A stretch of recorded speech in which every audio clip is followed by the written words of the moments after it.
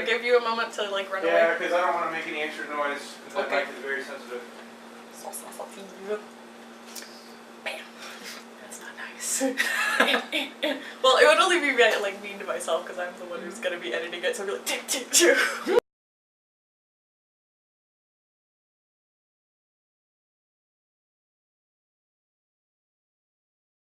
Hello, and welcome to Geek Starter Levels. Today we're going to be talking about LARP, L-A-R-P, which stands for Live Action Roleplay. And we have the magnificent Jay Clark, who has volunteered to come help us out, so she's going to give us a definition of LARP, which is going to be a whole lot better than mine would be, and then tell us the things that she wished she had known when she started.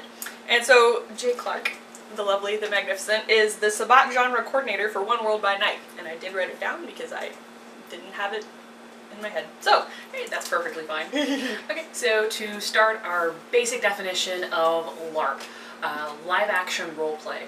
How I have tended to describe it when I'm talking to civilians who don't know I'm a total dork, it's kind of like a giant interactive dinner theater, but you know, without food and a little bit more murder depending on the genre that you're in. But you usually have a group of people, either in a troop style, or think of it more like a smaller tabletop group, or larger as the case may be, or a larger network like One World by Night, where you have games going on simultaneously in 3 different countries. Holy smokes. And at that point, you have people who are coming together to tell a story. They will act out what their character is doing. So instead of saying, you know, my character looks at you piercingly, you actually are giving somebody the resting dread gaze face. Nice. You throw challenges. You can do this either through drawing certain cards. It could be a card that is a higher number, lower number. You could be throwing dice, or you could be doing what the dorks in One World by Night do, which is throwing rock, paper, scissors, or bomb, as the case may be, but we're not going to get into that. That just thrills me. That charms my heart. They decide, like, this, like, are you gonna die? Rock, paper, scissors. Yeah, and sometimes if you're insane like I am, you'll go, hey, wait a minute. I want to relent to this challenge, and I want to see the terrible thing that happens to my character. I think I've alarmed a few players before when I reached out and going, hey, my character might die here, and you might be the one doing the killing blow. That's totally cool, but can you make a cool story out of it? Like, whoa, wait, what? But yeah, no, that's LARP in a nutshell. There's going to be different ways to sell challenges. Some of them are going to be more of a boffer style, which is kind of like your people who are going out into the woods to beat each other with weapons. And then you have parlor style, which is the one I was referring to, where we're throwing challenges of different kinds. Cool. But back on topic to the things I wish I would have known when I started LARP. I actually polled the players of One World by Night and several other organizations to discuss what they wish they would have known, and the most common thing that I can actually empathize with is certain mechanical factors. There are certain things that you can do when you start up a character. You can take on certain personality traits, certain flaws, or certain things that just really enhance the story. But without knowing certain mechanical factors, without doing more research or having somebody to help guide you, sometimes you can pick something that just is going to handicap your character more, or something you might miss that could have helped them out a lot. And people, like, you know, grind their teeth about what they didn't know, and it's not really any one person's fault. Sometimes it's a matter of, you should have done more research, or sometimes it's a matter of, ooh, we shouldn't have presumed that you were a seasoned player who knew all the things. Even as somebody who has been role-playing for over 18 years and who's been LARPing for 6, there are still things that I miss. This is why I have a fantastic team of subcords to kind of keep me on the right path and to make sure I still get it right. But that is like a key thing, just starting mechanics, is you don't have to know the whole book right off the bat. This is why we learn, this is why we grow. A lot of LARPs are very fluid, so certain rules can change just because we found that this didn't really suit our needs as a larger organization or within our specific game, so we decided to house rule it, kind of like what you'll do in D&D sometimes when something is maybe a little too vague or doesn't make sense for the story. So that is number 1, just mechanics, starting mechanics. And remember, you don't have to know the whole book going in. the next two items, they're kind of blended together because they kind of interweave with each other. That is community and networking. Great. These are two things that I wish I would have taken greater advantage of when I first started. With the community factor, I have some people that I never expected to just become loved ones in my life. My best friend on the face of the planet, I met through LARP, and is really has been the reason in certain times of my life when I've had a roof over my head. Because I didn't know where I was going next. Nerds for the win.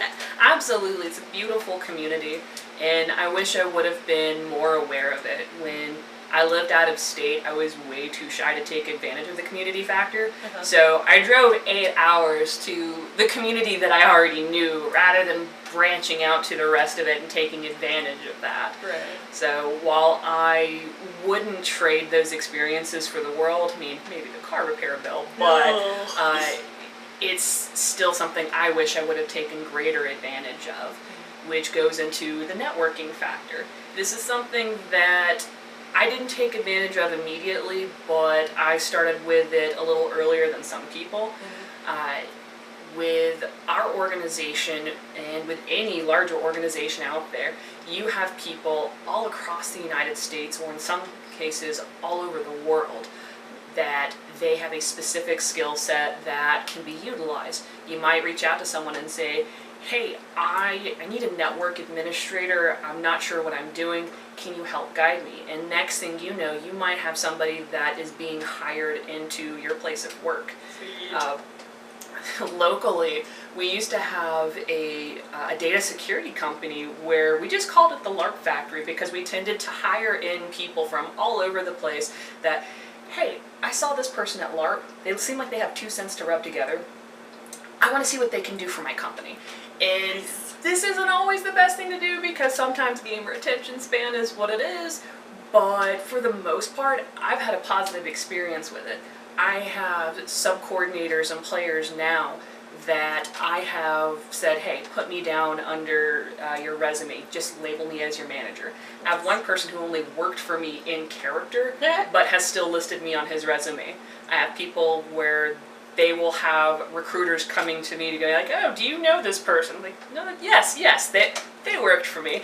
They don't have to know in what capacity. And this year I even had my first college intern. Can you believe it? They think I'm an adult and they trusted me with an intern, right? And she graduated this year, so we're really proud of Alex. She's done a lot for our team. But the community and networking, those are just things that really have helped make the experience on the out-of-play level. But to go into the in-play things, some things that I wish I would have known, these are 2 more subjects that are kind of going to weave together just because of how blended they are together. And that is going to be something called bleed and something called check-in. Is bleed something that you guys ever deal with in your tabletop group?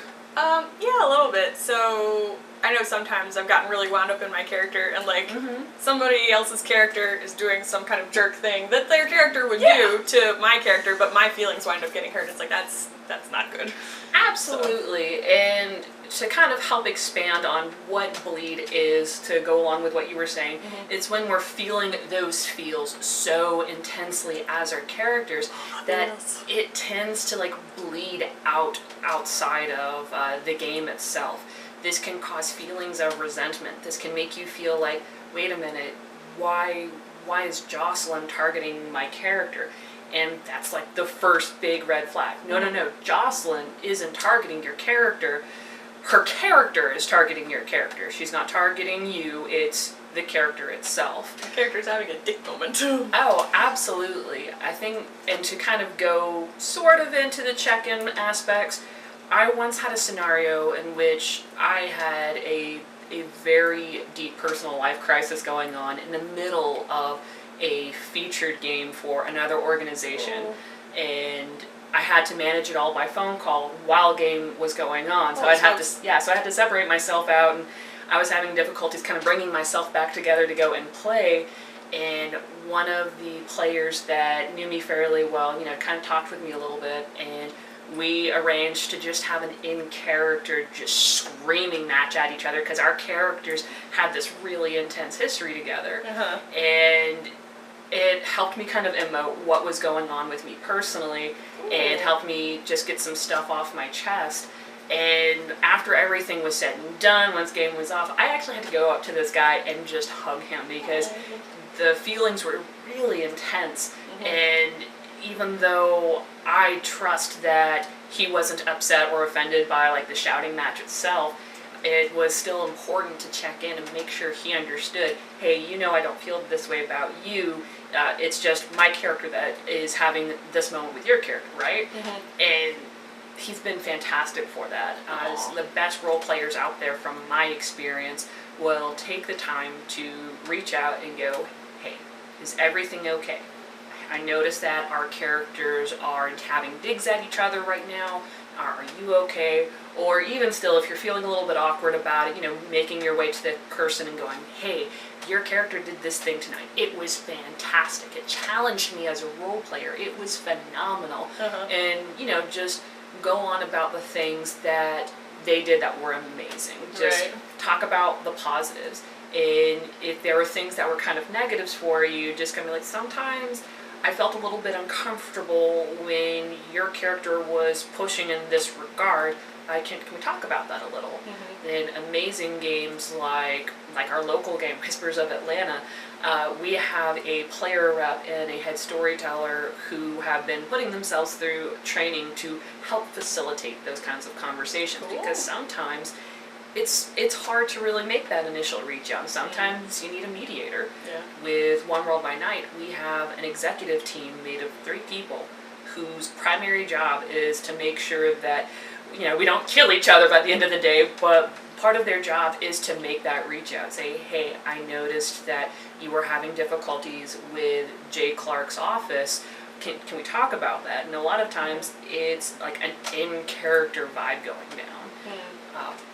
So managing bleed is very important, because when it's not managed, sometimes it can create just kind of a toxic environment. You've seen tabletop groups just kind of fall apart because these things weren't managed very well, or maybe you didn't have the tools to manage it, maybe you didn't know. So those are like the key things. So overall, mechanics, network, community, bleed, and check-ins. And one of the best check-ins I've seen in the parlor-style role-play groups, it's actually a physical gesture. You'll have a storyteller, or DM as you guys might know them as, they will kind of walk by and they'll see these 2 characters having a screaming match, and they'll pause, and you'll know that they are a storyteller, they're not in play or anything, and they'll kind of come up to you and be like, it's just a thumbs up, a thumbs down gesture, or kind of a in the middle. If it's a thumbs up, both players will keep on going and you're fine, don't worry about it. If it's kind of an in the middle, like I'm feeling kind of or it's a thumbs down, at that point in time, the storyteller will go in, stop the scene, and check in with people. Sometimes it's a matter of, like in my situation, it might not have been a problem with the other player themselves, but perhaps something was kind of pushing me over the edge that had nothing to do with the game. And at that point, it's a matter of making sure the person is either good to go, or help them get to a quiet place and just kind of, you know, talk through the problem. Or it could be, hey, this guy is pushing my boundaries, or this woman has like physically crossed my boundaries. I'm not comfortable, and from there, they can kind of help mitigate the damage. I've even seen players do this kind of check-in before as well, just when they're like going around just in character. But if they come across something, or they notice, oh wow, that doesn't look like a normal moody in character face, that looks like somebody is not having a good time. And when they can, you know, do that silent check-in system, it doesn't break the immersion for other people, and it can also help you get to somebody quicker and more effectively than if you just walk around assuming everyone's having a good time. Oh gosh, yeah. It seems like that would be even more necessary in a LARP, because it's like it's not your little model on the table, it's you personally. Like, it makes it much more personal. There's not that sort of separation of any Absolutely, and it gets harder when you bring an online aspect to it because we have people who have characters that exchange emails, or some of them even physically write letters, which is fantastic. What? Oh my gosh, the written letters I've gotten have That just is kind of like so slapped me cool. in the face with feelings before. It's been so poignant and so phenomenal. I love it. What? But when you don't have somebody physically there, the check-in becomes a little bit more difficult. Right. In the case with the written letters,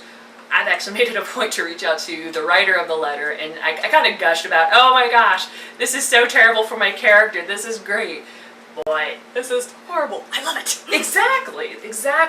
And it's unique because at that point, it's not necessarily we are now having a check-in.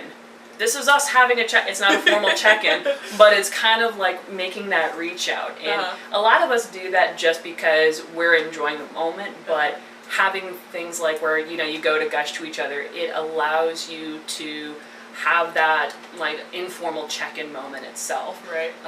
But it requires one or both parties making that initial reach out. And from an online perspective, our office facilitates a metric butt ton of roleplay. You're in charge of 3 countries, aren't you?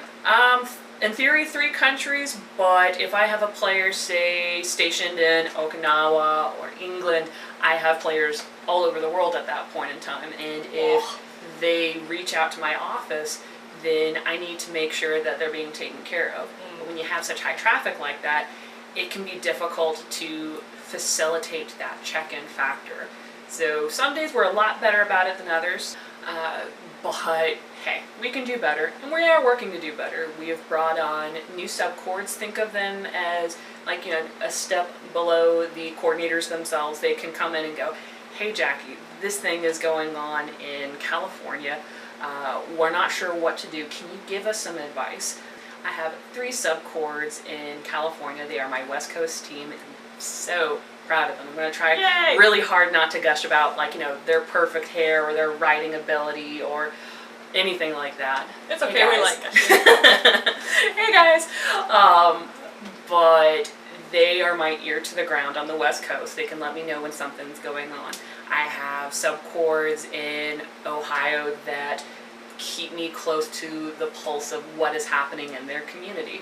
I have them throughout the Midwest, in Iowa, in the Mid-Atlantic, in New England. I mean, some of my favorites are in the Maine area right now, but even still, they keep me close to my players when I can't be close to them, because it's one person over hundreds of other people. Right. And this enables us to have a better way to facilitate the check-in system.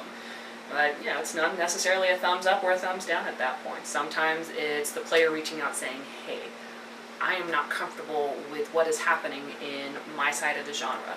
And at that point, we sit down with the subcord and figure out, how can we fix this? Cool.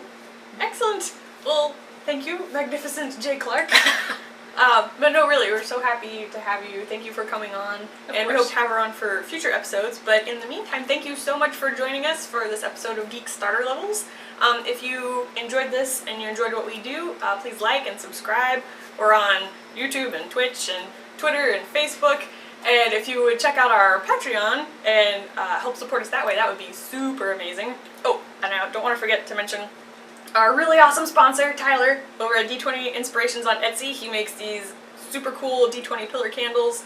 He makes regular candles in roleplay type sets. So good. They do, they smell amazing. He makes soaps, he makes bath bombs. I think there's some new stuff that I'm forgetting, but anyway, go check him out. And thank you again, guys, so we'll see you next time. Bye!